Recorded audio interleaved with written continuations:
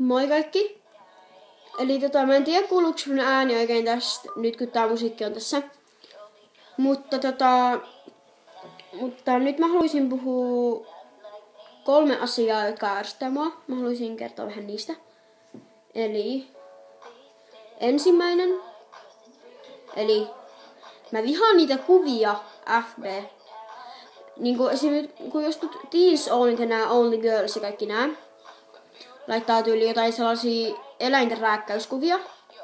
Ja sit mä vaan aina silleen, että joo, vois jakaa. Sitten kun siinä on aina silleen, että like tai niinku share, että oot niinku vastainen eläinten rääkkäystä vastaan silleen. Ja sitten ikrona eli ei tee mitään, niin sitten että et oo.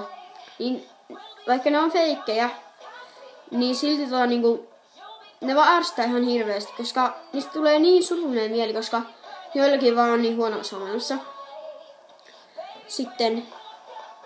Sitten toinen, eli kiusaajat. Eli niinku aina jossain tyyli netissä, niinku anonyyminä tulee silleen kiusaamaan jotain tyyli, että oot noloa vitsi, sulla on nolot videot, tai tyyli jotain tollasta. Tai sitten tyyli Facebookissa jotain tyyli, että kaikkea, että niinku jotkut ihan random tyypitkin saattaa tulla niinku kommentoimaan. Tai sitten niinku tulee jotkut, jotka ärsyttää sua koko ajan, jotkut sellaiset stalkkaajat, ja sitten niinku kaikkea tollaista just kaikkea hirveen oloa tai jotain. Sitten 3. Se on huono iho. Eli tulee niinku hirveen huono iho, jos sä niinku käytät puuteria etkä pesee illalla niinku pois. Tulee hirveän punaiset posket, sulle tulee näppylöitä. Se on ärsyttävää. Eli suosittelen pesemään, vaikka itekään en välillä pese, mut silti. Niin se on tosi ärsyttävää.